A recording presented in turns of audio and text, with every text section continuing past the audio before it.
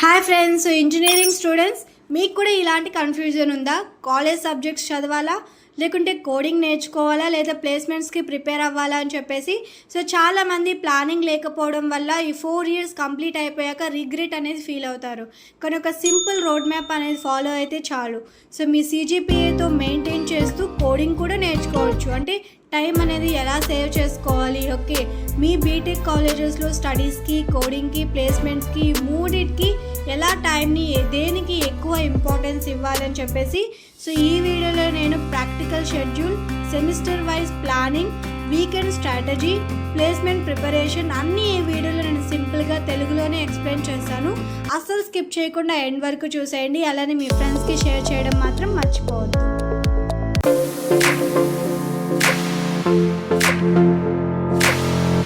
Subscribe. Okay friends, so college లైఫ్ని మనం ఎలా బ్యాలెన్స్ చేసుకోవాలి, స్టడీస్ పరంగా, కోడింగ్ పరంగా, అలానే ప్లేస్మెంట్స్ పరంగా అనేది చూద్దాం. సో ఒకటి మాత్రం గుర్తుపెట్టుకోండి, సో హార్డ్గా అయితే చదవద్దు, ఓకే, స్మార్ట్గా చదవడమే చాలా important. Okay, so first step ఏంటి అంటే, సో ఇక్కడ నేను మీకు స్ట్రాటజీ అనేది చెప్తాను. ఈ స్ట్రాటజీ కానీ మీరు కానీ ఫాలో అయితే ఖచ్చితంగా మీరు అనుకున్న గోల్ని రీచ్ అవ్వగలుగుతారు. ఫస్ట్ మీరు ఒక గోల్ని రీచ్ అవ్వాలి అంటే మీరు ఒక గోల్ అనేది చూస్ చేసుకోవాలి కదా. సో ప్రతి సెమిస్టర్కి ఒక గోల్ అనేది పెట్టుకోండి.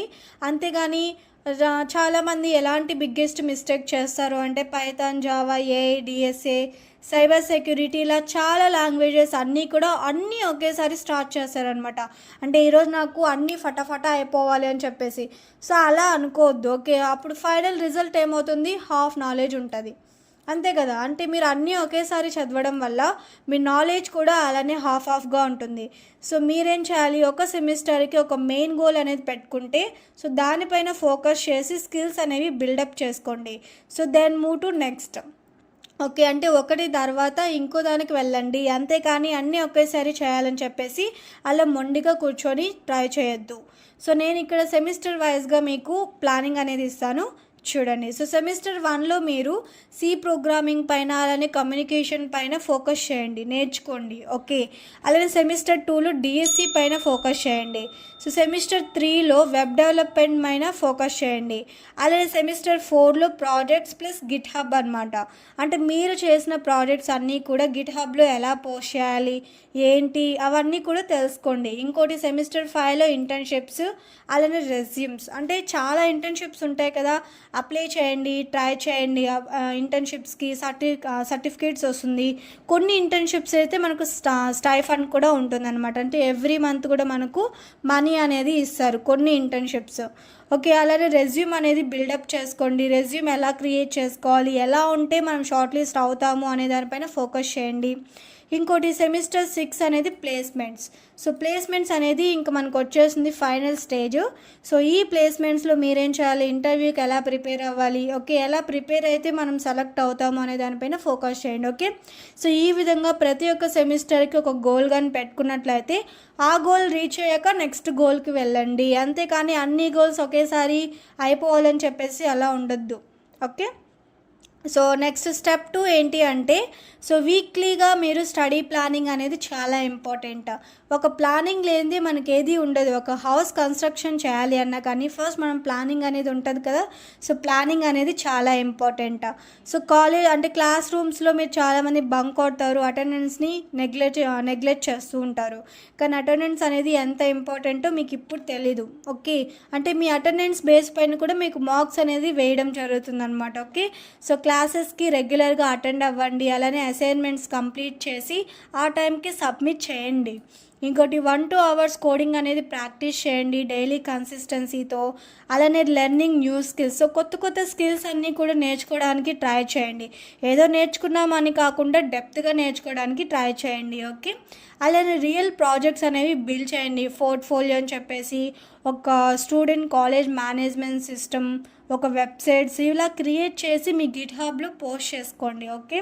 ఇంకోటి ప్రతి ఒక్క మిడ్ అయిపోయిన వెంటనే వదిలేయకుండా రివిజన్ అనేది చేయండి. మీకు మెటీరియల్స్ ఇస్తారు, ఓకే, మిడ్ అయిపోయింది, ఇంతటితో ఎగ్జామ్ అయిపోయింది, అలా కాకుండా మీరు రివిజన్ చేసుకుంటూ ఉంటే డైలీ మీకు సెమిస్టర్కి ఈజీ అవుతుందన్నమాట. ఓకే. అంటే మనకు ఫైనల్ ఎగ్జామ్ సెమిస్టర్ పైనే కదా డిపెండ్ అయింది అందుకు. ఇంకోటి మాక్ ఇంటర్వ్యూస్ అనేది డైలీ కాకుండా వీక్‌కి ఒకసారైనా ప్రాక్టీస్ చేయండి. ఎందుకు అంటే మీరు ఒకేసారి ఇంటర్వ్యూలోకెళ్ళి మీరు ఇంటర్వ్యూ చేయలేరు కదా! సో, ఫస్ట్ మీరు ప్రాక్టీస్ చేసే కొద్దీ మీకు ఎక్స్‌పీరియన్స్ అనేది పెరుగుతుందనమాట. ఓకే. సో, ఇన్ కేస్ మీరు ఒక్కరోజు ఏదన్నా కోడింగ్ అనేది స్కిప్ అయినా కానీ సో, వీకెండ్‌లో ఒక 5-6 అవర్స్ అనేది డెడికేట్ చేయండి. కన్సిస్టెన్సీ అనేది చాలా ఇంపార్టెంట్. ఓకే. సో, పర్ఫెక్షన్ అనేది కాదు.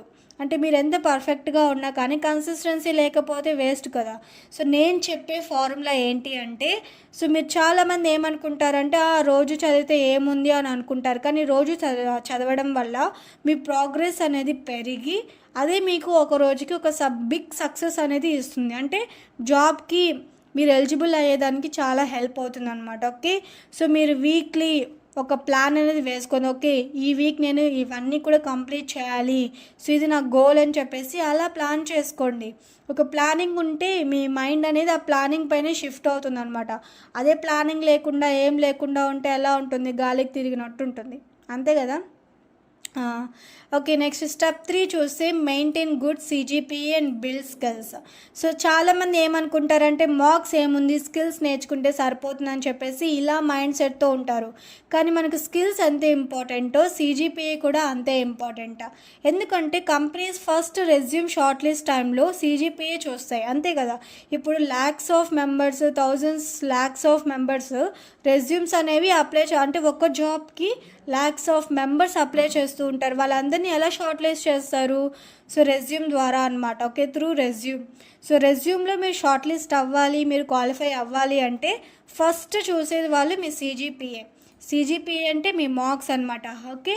100కి లేదా 10 పాయింట్స్కి మీకు ఎన్ని పాయింట్స్ వచ్చాయని చెప్పేసి. కాబట్టి మీరేం చేయాలి? రెగ్యులర్గా క్లాసెస్కి అటెండ్ అయ్యి ఎగ్జామ్స్ని కానీ బాగా రాస్తే మీకు మార్క్స్ అనేది పర్ఫెక్ట్గా వస్తుంది. తర్వాత మీ స్కిల్స్ ఏంటి అని చెప్పేసి మీరు అక్కడ ఇంటర్వ్యూలో ప్రూవ్ చేసుకోవచ్చు. సో, మీ స్కిల్స్ని మీరు ప్రూవ్ చేసుకోవాలి అంటే ఫస్ట్ క్వాలిఫై అవ్వాలి కదా! సో, ఆ క్వాలిఫై అవ్వడానికి మనకు సీజీపీఏ అనేది చాలా ఇంపార్టెంట్ అనమాట. ఓకే. కాబట్టి సీజీపీఏ కోసం స్కిల్స్ వదులుకోకండి. అలానే స్కిల్స్ కోసం కాలేజ్ని ఇగ్నోర్ కూడా చేయొద్దు. ఓకే. రెండు మెయింటైన్ చేస్తూ బ్యాలెన్స్గా ఉండండి. సో, నేను చెప్పే ఫార్ములా ఏంటి అంటే 70% అనేది అకాడమిక్ ఇవ్వండి, 30% అనేది స్కిల్స్కి ఇవ్వండి. ఓకే. సో, ఇది మీకు పర్ఫెక్ట్ బ్యాలెన్స్ అని నేను చెప్తాను. ఎందుకంటే నేను ఫాలో అయ్యేది కూడా ఇదే అనమాట. ఓకే. అకాడమిక్స్ మనకు ఎంత ఇంపార్టెంటో స్కిల్స్ కూడా అంతే ఇంపార్టెంట్. సో, మిడ్ 1 అలానే సెమిస్టర్ ఎగ్జామ్కి 2 వీక్స్ కంప్లీట్గా ఫోకస్ చేయండి. తర్వాత రిమైనింగ్ టైంని మీరు స్కిల్స్ నేర్చుకోండి. ప్రాజెక్ట్స్, రెజ్యూమ్, కమ్యూనికేషన్ ఇలా నేర్చుకోండి. ఓకే. అంతేగాని మొత్తం టైం అకాడమిక్స్కి లేదా మొత్తం టైం స్కిల్స్కి ఇలా ఇవ్వద్దు. సో, రెండు బ్యాలెన్స్ చేసుకుంటేనే మీకు ఫైనల్ జాబ్ అనేది వస్తుందన్నమాట. ఓకే. అది గుర్తుపెట్టుకోండి.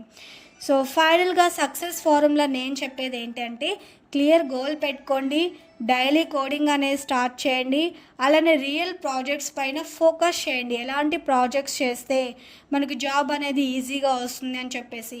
అలానే టైంని మేనేజ్ చేసుకోండి. మీకు సీజీపీఏ కూడా చాలా మంచిగా ఉండాలి. అంటే కరెక్ట్ ఒక 8.5 అలా ఉంటే సరిపోతుందనమాట, క్వాలిఫై అవుతారు. బట్ 9 ఉంటే ఇంకా బెటర్. ఓకే. ఇంకా కన్సిస్టెన్సీ. సో, కన్సిస్టెన్సీ ఎందుకు? మీరు డైలీ ప్రోగ్రామ్స్ కానీ కోడింగ్ కానీ ఇవన్నీ కూడా ప్రాక్టీస్ చేయాలి. అకాడమిక్స్ అనేది బాగా పర్ఫెక్ట్గా చదవాలన్నమాట. ఓకే. సో, నేను చెప్పే మెయిన్ పాయింట్ ఏంటి అంటే don't compare your journey with others. Okay. Compare your self with yesterday.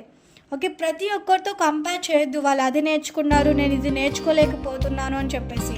So, మీరేం చేయాలంటే నిన్నటికి ఈ రోజుకి నేను ఎలా ఇంప్రూవ్ అయ్యాను, సో నిన్న ఏం నేర్చుకోలేదు, ఈరోజు ఏం నేర్చుకున్నాను, దానిపైన ఫోకస్ చేయండి. ఓకే. సో, సక్సెస్ అంటే ఏం లేదండి. చాలామంది 10 అవర్స్, 5 అవర్స్, ఓకే 24 అవర్స్ చదువుతూనే ఉంటారు. ఎంత చదివినా ఏం లాభం? మీరు కన్సిస్టెన్సీ ప్రోగ్రెస్ ఉంటే అంటే జస్ట్ 1 అవర్ 2 to 3 అవర్స్ కానీ మీరు కన్సిస్టెన్సీగా మీ ప్రోగ్రెస్ని ఇంప్రూవ్ చేసుకుంటే చాలు. ఆ 10 అవర్స్ చదివే బదులు ఇక్కడ మీరు 2 అవర్స్ కష్టపడి చదివితే అక్కడే మీకు వచ్చేస్తుంది అనమాట కన్సిస్టెన్సీ. ఓకే. సో ఈ విధంగా మీరు ప్లాన్ చేసుకోవడం అస్సలు మర్చిపోవద్దు. నేను ఇంతగా ఎందుకు చెప్తున్నానంటే మీరు ఇప్పుడే ఈ స్టార్టింగ్ స్టేజ్లోనే మీరు ఏం తెలుసుకోకపోతే నెక్స్ట్ ఆఫ్టర్ 4 years మీరు రిగ్రెట్ అవ్వాల్సి ఉంటుంది. ఇంతవరకు నేను ఏం నేర్చుకోలేదు, ఇది 4 years చాలా లూజ్గా అంటే ఏం నేర్చుకోకుండా అయిపోయాయని చెప్పేసి మీరు చాలా రిగ్రెట్గా ఫీల్ అవుతారనమాట. అందుకోసం నేను చెప్తున్నాను. సో మీకు కావాలి అంటే కామెంట్ చేయండి. సో నెక్స్ట్ వీడియోలో నేను 4 yearsకి నేను రోడ్ మ్యాప్ అనేది చెప్తాను. మీకు కావాలి అంటే కామెంట్ చేయండి. ఓకే. సో ఈ వీడియో మీ అందరికీ కూడా నచ్చింది అనుకుంటున్నాను. ఎందుకంటే ఇది కానీ మీరు ఫాలో అయితే ఇంకా గ్యారెంటీగా చెప్పాల్సిన అవసరం లేదు, ఖచ్చితంగా మీరు కొడతారు జాబ్. ఓకే. సో ఈ వీడియో కానీ మీ అందరికీ నచ్చినట్లయితే ప్లీజ్ లైక్ చేయండి, షేర్ చేయండి, కామెంట్ చేయండి, అలాగే సబ్స్క్రైబ్ చేయడం మాత్రం మర్చిపోకండి.